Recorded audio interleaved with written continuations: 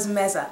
I know I've been away for a while and I just wanted to let you know what's been going on. So today I decided to come face to face with you. Well, I had my family visit over the summer. I had my brother and his family from Turkey, and I also had my sister visiting from Uganda. So we had a lovely time with lots of laughter and stories to be told, and of course the good food.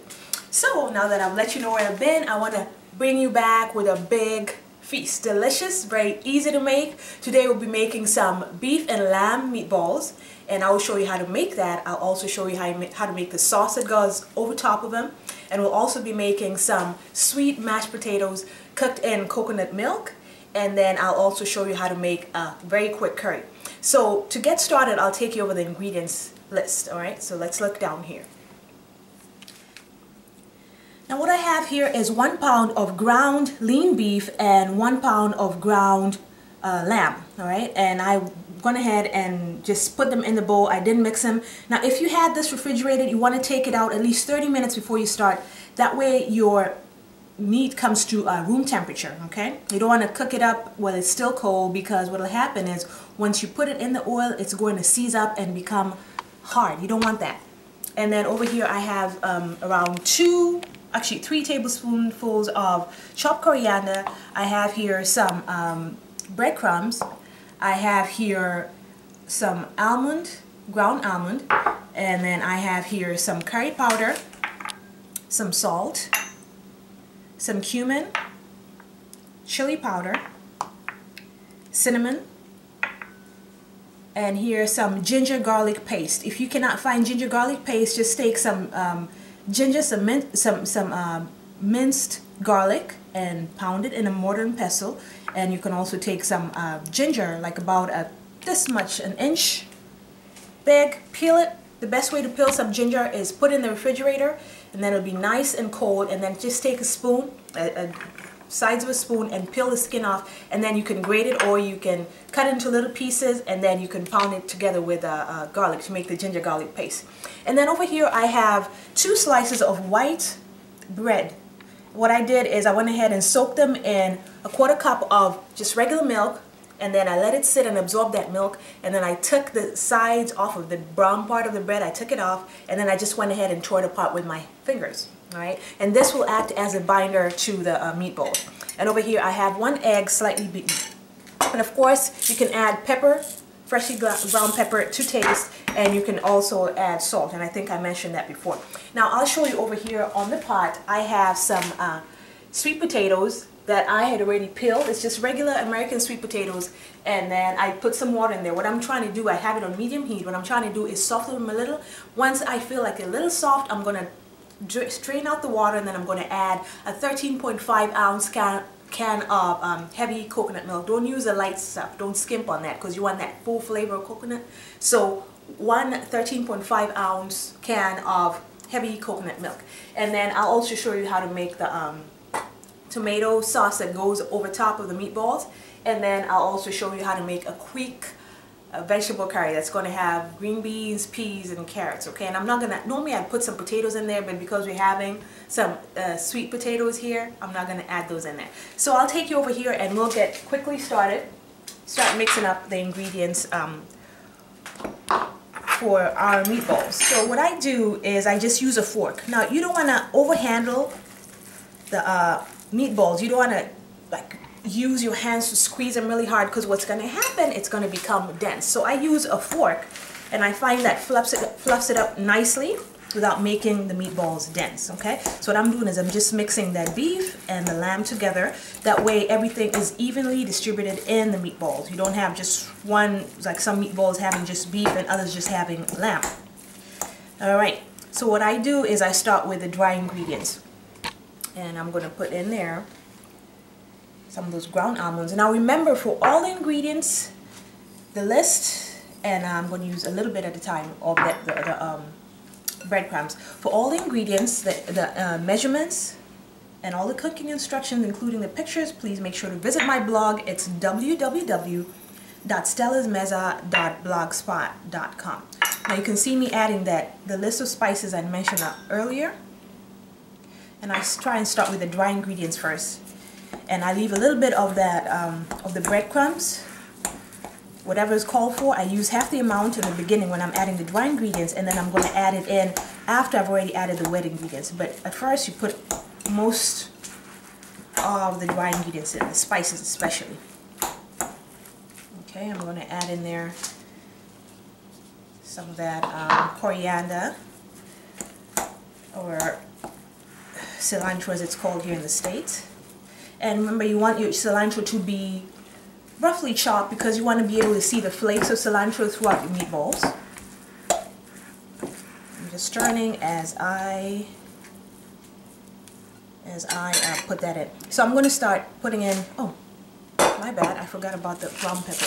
Just going to put a little bit, because remember there's chili powder in there, around half a teaspoonful. And what I'm going to do now is start putting the binders, which is the bread that I soaked in milk. And these just act to hold the meatballs together. And I'm also going to add the lightly beaten egg, and use a large egg. Alright, now I'm going to get to work. I'm just going to use these forks to mix that all up in there. And as I do it, I'm going to try and rotate the bowl. That way you get all that goodness distributed everywhere. I know I could use my hand, but like I mentioned earlier, if I do that, I find that the meatballs get a little on the dense side, and I don't like that. I like them nice and fluffy, with a little bit of a crust on the outside, and then nice and tender inside. Now what I do after I mix all these ingredients up, I make them into little balls. I put them on a baking sheet that I've covered in aluminum oil. I have one to the side there. And then I will sear them in a hot iron skillet. And I'm going to introduce you again to those of you who've never met her. This is Lola. This is my cast iron skillet. And I'm going to save this thing for my grandchildren someday. So this is what I use. This is, I find it's the best thing to sear meat. This is just a splatter screen. So when I'm browning those meatballs, the oil doesn't splatter all over my my stove. Okay. Okay. Now be careful or you'll make a mess. I'm just, like you can see, turning it up and poking it in. Kind of turning it around with the forks. Making sure everything's mixed in there. And then now I'm going to add, the reason why I use a little bit of this and not the whole amount in the beginning is because I wanted to gauge and see how the consistency of the meat looks while I was mixing up the ingredients. Now I see it needs a little bit more of this, so I'm going to add just a touch bit on there. And then I'm going to keep mixing it up. So I'm going to take a quick break, and then when I come back, I'm going to show you how to roll these babies into little balls, and then we'll go from there. So I'll see you back right after the break. Now mixed all ingredients into our ground meat, and I forgot to add the ginger garlic paste while I was still on camera. So when I was on break, while I was mixing, I saw it there and I added in there. But remember, for all ingredients, the measurements, visit my blog. It's www.stellasmeza.blogspot.com. So if you look down here, you'll see everything mixed up together. And what I did is I just took some canola oil and whatever kind of oil you want. I put on my hands. That's why they're all glistening. The reason why I do this is that way when I'm rolling the balls, because we're going to have to roll them by hand, they don't stick onto my hands, okay? So I have here a large spoon, like a tablespoon, a little bit bigger than a tablespoon. It depends on whatever size you like. If you want to use a cookie scoop, you know, the ones that they use to measure the cookies, you can go ahead and do that. What I'm doing is, see, I just put the meat in my hand and I'm cupping my hands and I'm just rolling it in there. This will help form them into little balls. And you want to make sure that there are no cracks in there, because when you sear them on the hot skillet, they're going to come apart. So you want to make sure that they're quite impact with no cracks in them. And this is what you're going for. See that? Something that can nestle in the palm of your hands just like that if you make a cup out of your hand. So I'm going to keep doing this, and then I have here a baking sheet that's covered in aluminum foil, and I very lightly sprayed it with some grease, that way they don't stick to the aluminum foil. But I'm going to keep putting them in here, rolling them up and putting them in there. And in the meantime, on low heat, I have a medium low, I have my cast iron skillet. I just drizzle a little bit of olive oil over top of it, and it's getting warm. Once I'm close to finishing all the meatballs, I am going to put the temperature up to medium heat. And then in that pot that had the sweet potatoes, I went ahead and drained most of the water out and then added that 13.5-ounce can of whole coconut milk. So that's going, and I'm going to let it boil and simmer on medium heat until it's fork tender, until the fork goes in and comes out smoothly. So then I'll know it's done, and I'm going to turn the heat off and I'm going to mash that. I did not add any salt. If you'd like to add salt, go ahead. I didn't add any salt. The reason why is because the meatballs are going to be spicy and have a lot of flavor, and I wanted that to balance out with the sweetness of a sweet potato. I did not want to interfere with the sweetness of it, so I did not add any salt. So I'll be back and show you how to sear these babies, okay? Alright, I'm back, and I just got a batch of these meatballs off the cast iron skillet, and I'm going to show you what you do. So you see I have the tray where I already rolled them out, and you want to put, you don't overcrowd your pan, you want to put at least 7 of them in at a time. Now this is a 12-inch cast iron skillet.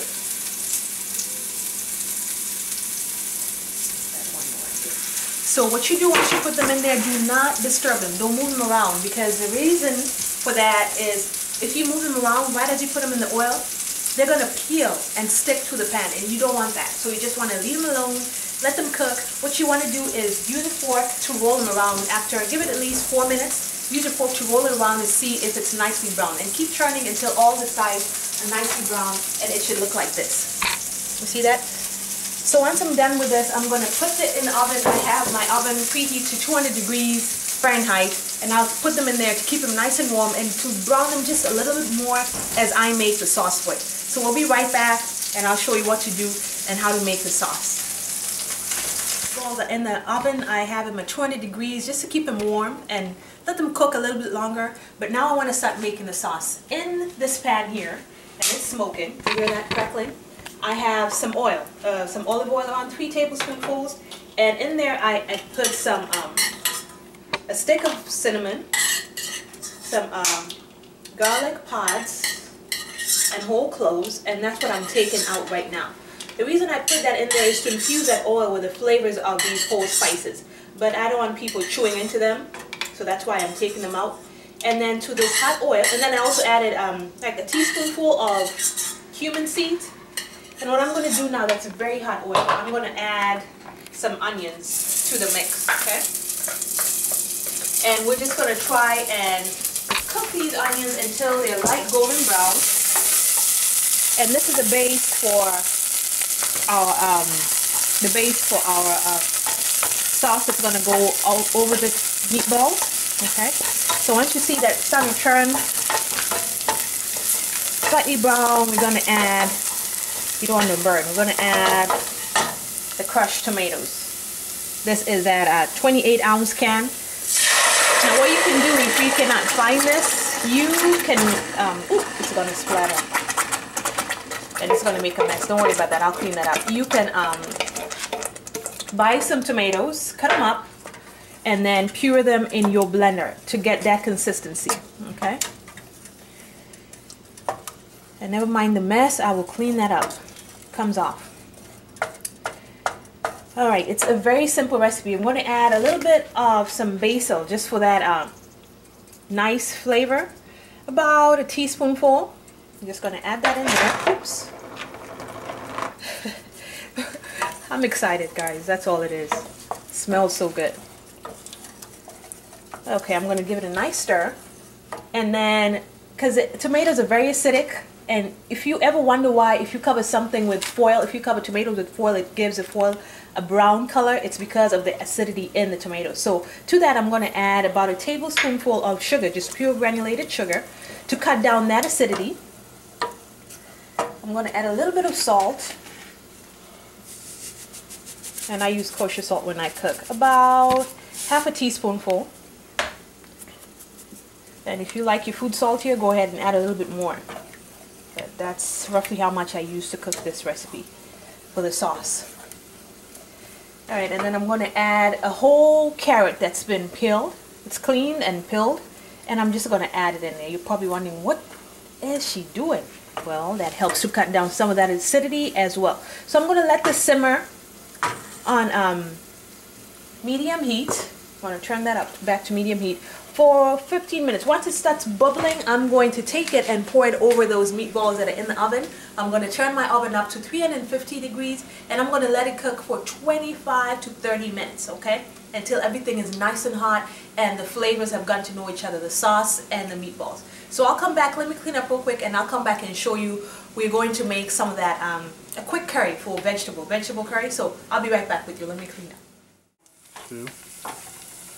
Alright, I'm back and I went ahead and put that sauce that we were making up over the meatballs, and I put it in the oven in the center rack and I covered it up with aluminum foil, that way they don't dry out as they cook. And I set my timer to 25 minutes and I'm going to let them cook for 25 minutes covered with aluminum foil in the center rack of the oven, and then they'll be done. But in the meantime, I'm starting on my vegetable curry. So over here I have one small onion that's been finely diced, and I put it in around 3 tablespoonfuls of cooking oil. And once you see this starting to turn golden brown like this, you're going to add I have ginger garlic paste here. Now don't forget to visit my blog to get all the ingredients and the measurements and the instructions for cooking these recipes. Now this is a very easy dish to cook, especially for people who do not like meat, be it for diet restrictions or just you're trying to eat a little healthy. This is very easy to cook, delicious, and can go with very many meals. It can go with rice, it can go with ugali, and there's a video that's coming up for that. I've actually done it, I just need to edit it.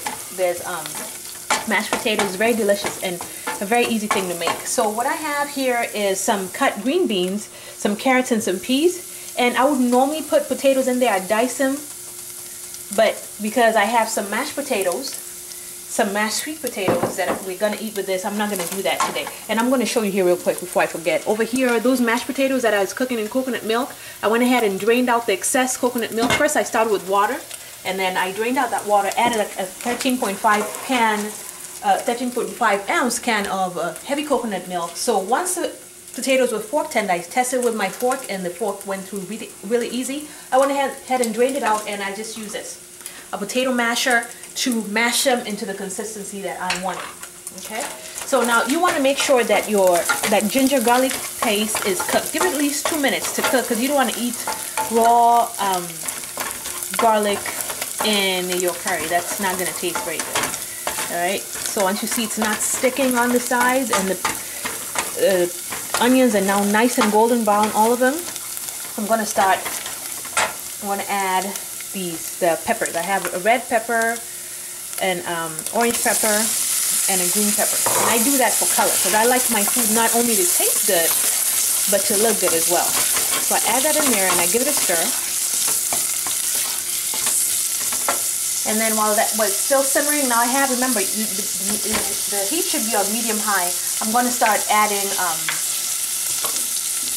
the tomatoes. I have here 2 small tomatoes that I went ahead and pureed. I'm going to give it a stir.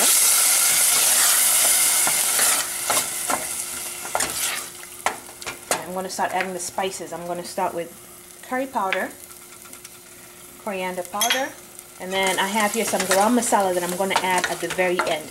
And we're going to let that cook a little bit. We're going to let the spices cook down before we add our vegetables. And I also have here some cilantro, or coriander leaves, as they're called in Kenya.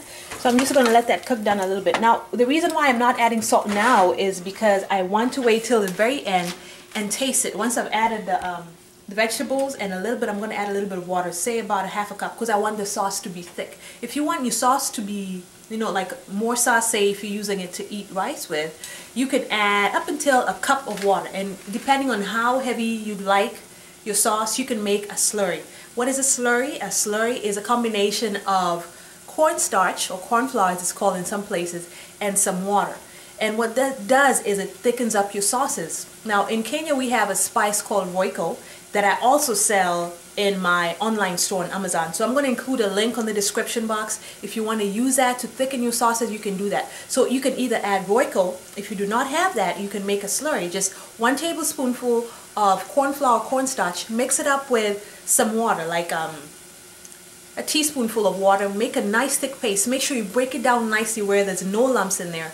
And then when whatever it is you're cooking is bubbling, when it's boiling, that's the point at which you add it, okay? And then you stir vigorously to make sure that no lumps form, okay? So you're going to give this a good stir. And then I'm going to add the vegetables into the mix, okay? And I'm also going to put the coriander in there. And then I'm going to add my half a cup of water. So I'll be back to show you what everything looks like once it's nice and plated. I'm going to let this, after I add the water, I'm going to let this cook on medium-high heat, simmer for around 15 to 20 minutes. That way everything is nicely cooked. And the way to test it, especially if you're using a hard vegetable like a potato or a carrot, use a fork. If it's going through nice and easy, it means that everything else in is well cooked, okay? So I'll be right back with you to show you when everything's nicely plated. I'm back to unveil our delicious meal. I'm going to take you down the table so you can have a look. So right there we have our sweet potatoes that I cooked in coconut milk, and then we have our vegetable curry. It's a very quick dish to make, delicious. And then we have our meatballs in their sauce, okay? And I'm gonna just take a taste and see what it is I created in my kitchen. Okay, so I'm gonna take some of that sweet potato. Now this is piping hot. I just got it off the stove and I went ahead and served it up. So I'm gonna make sure I get a little piece of everything on there. Let's see.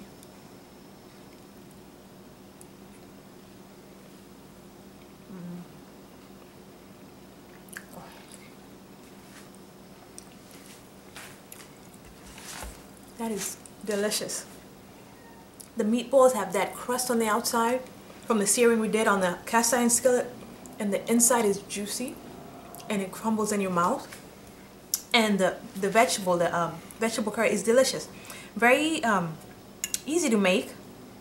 Take one more taste, okay? It is so good. And the sweet potatoes with the meatballs play together wonderfully. The sweet potatoes, of course, is that natural sweetness because I did not add anything else. No salt, nothing. Just coconut milk and the sweet potatoes. And the spiciness of the meatballs is very, very good.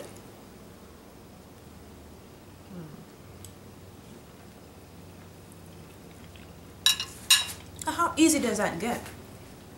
It is comfort on a plate. And if for whatever reason you don't eat red meat, you can substitute with turkey, ground turkey, or ground chicken. The flavors from the spices and everything I put in there will still play wonderfully, play up your dish wonderfully. So I hope that you enjoyed this recipe.